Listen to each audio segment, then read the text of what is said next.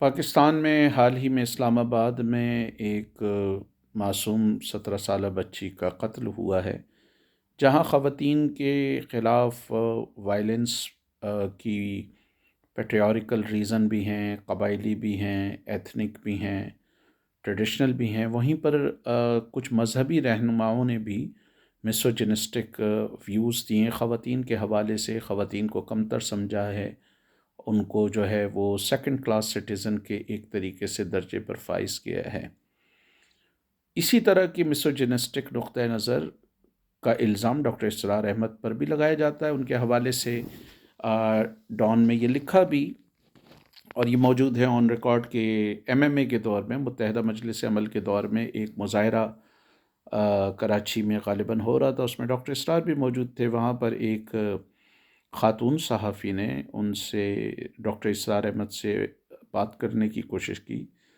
اس خاتون صحافی کا لباس ڈاکٹر اسرار کے خیال میں مناسب نہیں تھا، اور ڈاکٹر اسرار کے بارے میں جو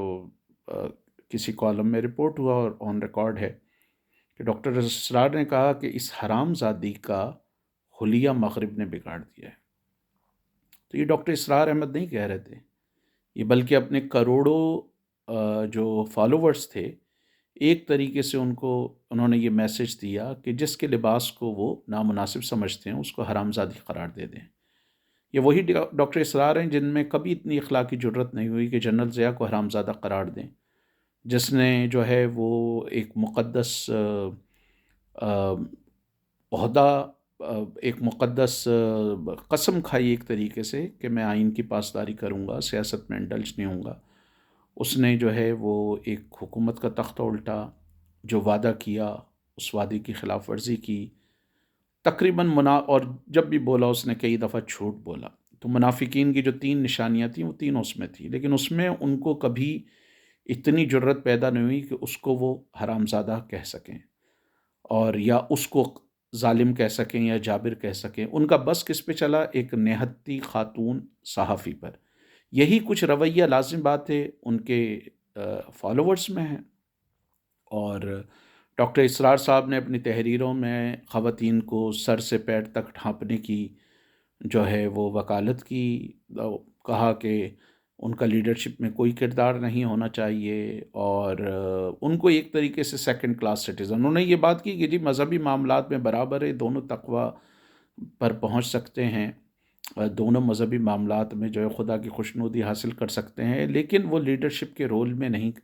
جا سکتے یا وہ لیڈرشپ کردار ادا نہیں کر سکتی۔ اب ڈاکٹر اسرار احمد کے اس خیال کو سمجھنا بہت ضروری ہے، کیونکہ یہ قدامت پرستوں کی دقیانوسی سوچ کوئی ابھی کی نہیں ہے، بہت پرانی ہے، اور اس کے روٹس ہیں، اور اس کو پھر لاجیکلی سوچنا بھی چاہیے، منطقی انداز میں سوچنا بھی چاہیے۔ مثلا اس کے حوالے سے ابو بکرا نام کے کسی شخص کی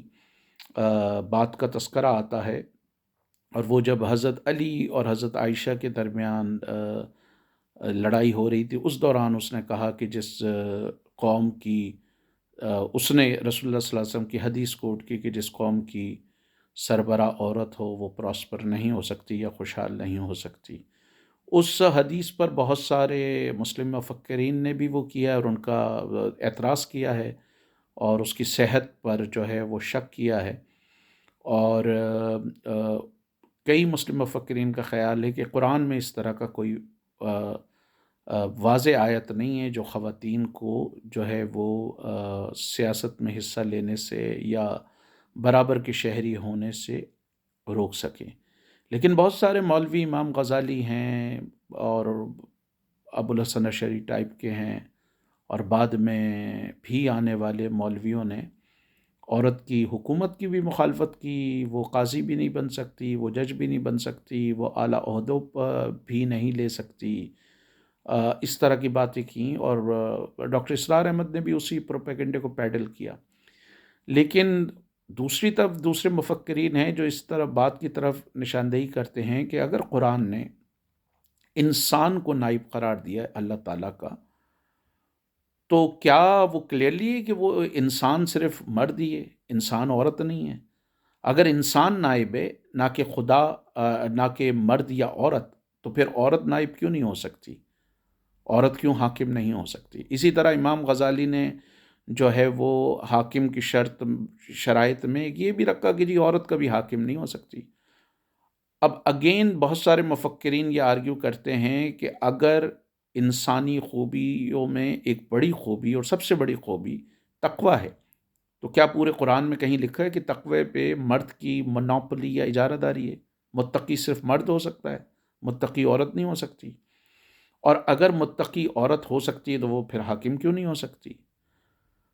تو یہ کہنا کہ جی عورت حاکم نہیں ہو سکتی، اگر انسان اللہ کا نائب ہے اور عورت بھی انسان ہے، تو پھر انسان کیوں اگر عورت انسان ہے تو عورت نائب کیوں نہیں ہو سکتی، وہ حاکم کیوں نہیں ہو سکتی؟ دوسرا یہ ہے کہ بہت سارے مفکرین کا خیال ہے کہ خدا نے اپنی مخلوق کو اپنے امیج میں بنایا، تو اگر خدا طاقتور ہے، اگر خدا دانائی والا ہے، اگر خدا جو ہے وہ دور اندیش ہے، تو وہ ایسے کیسے کر سکتا ہے کہ وہ دور اندیشی، وہ دانائی، وہ طاقت مردوں کو تو دے، لیکن وہ دانائی، وہ دور اندیشی، وہ بینائی جو ہے وہ عورتوں کو نہ دے؟ یہی جو ریشنلسٹ اسکول آف تھاٹس والے تھے وہ یہی آرگیو کرتے تھے، خدا ناانصافی تھوڑی کرے گا کہ ایک کو کچھ دے دیا دوسرے کو کچھ دے دیا۔ تو ان چیزوں کو زیر بحث لانا انتہائی ضروری ہے، اور اس کے حوالے سے یہ جو وائڈلی ہیلڈ پرسیپشن پھیلایا گیا ہے کہ جی عورت مرد کی پسلی سے پیدا ہوئی ہے اور وہ اس لیے وہ کمتر ہے، یا مردوں کو جو ہے ان کا پروٹیکٹر بنایا گیا ہے تو اس لیے جو ہے وہ مرد حکومت کرنے کے اہل ہیں اور عورت حکومت کرنے کے اہل نہیں ہیں۔ اس دور میں ایک انڈرسٹوڈ بات ہے کہ قبائلی سوسائٹی میں جو ہے وہ لڑائیاں ہوتی تھیں، ان لڑائیوں میں مردوں کی شرکت ہوتی تھی، تو لیکن اب انسان جو ہے وہ قبائلی سوسائٹی سے بہت آگے نکل چکا ہے۔ اگر حکومت کرنے کے لیے تقوی کی ضرورت ہے، انٹیلیجنس کی ضرورت ہے، اچھے کردار کی ضرورت ہے، تو اچھا کردار پہ کیا مرد کی اجارہ داری ہے؟ اگر حاکم ہونے کے لیے ایماندار ہونا ضروری ہے، سچ بولنے والا ہونا ضروری ہے، عوام کی خدمت کا جذبہ رکھنا ضروری ہے، عوام کے لیے ہمدردی رکھنا ضروری ہے، پیسے کو ایمانداری سے رکھنا ضروری ہے، تو سوال یہ پیدا ہوتا ہے کہ یہ ساری جو خصوصیات صرف مرد میں ہیں، لیکن ڈاکٹر اسرار احمد، امام حنبل، ابوالحسن اشعری اور یہ جتنے روایت پرست ہیں، ان کا خیال یہ ہے کہ نہیں جی عورت نامحرم کے بغیر نہیں نکل سکتی، نامحرم سے بات نہیں کر سکتی، نامحرم کے ساتھ جا نہیں سکتی۔ تو اس کا مطلب ہے کہ اگر جنوبی پنجاب کے کھیتوں میں 1,00,000 خواتین کام کر رہی ہیں 48 کے ٹمپریچر میں، تو 1,00,000 مرد کھڑے ہو جائیں ان کے ساتھ ان کی حفاظت کرنے کے لیے۔ اگر کنگ ایڈورڈ کالج جس میں خود ڈاکٹر اسرار صاحب بھی گئے تھے، وہاں پہ اگر 2,000 لڑکیاں پڑھ رہی ہیں تو 2,000 مرد جو ہے ان کے ساتھ آئیں، تو پریکٹیکلی آپ بتائیں کہ یہ کس طرح ممکن ہوگا کہ 2,000 مرد جو ہے وہ ساتھ جا رہے ہیں؟ پھر اگر 50,000 خواتین بازار شاپنگ کرنے جا رہی ہیں تو 50,000 مرد ان کے ساتھ جائیں۔ 2,00,000 خواتین اگر مختلف اسکولز اور کالجز میں جا رہی ہیں تو 2,00,000 مرد جو ہیں وہ ان کے ساتھ آگے پیچھے جائیں۔ تو ضرورت اس امر کی ہے، یہ جو عورت کی کمتری کا تصور ہے بہت سارے مسلم مفکرین کے خیال میں اس کی کوئی مذہبی حیثیت نہیں ہے، اور عورت کو ووٹ کا بھی رائٹ ہونا چاہیے، حکومت کا بھی حق ہونا چاہیے،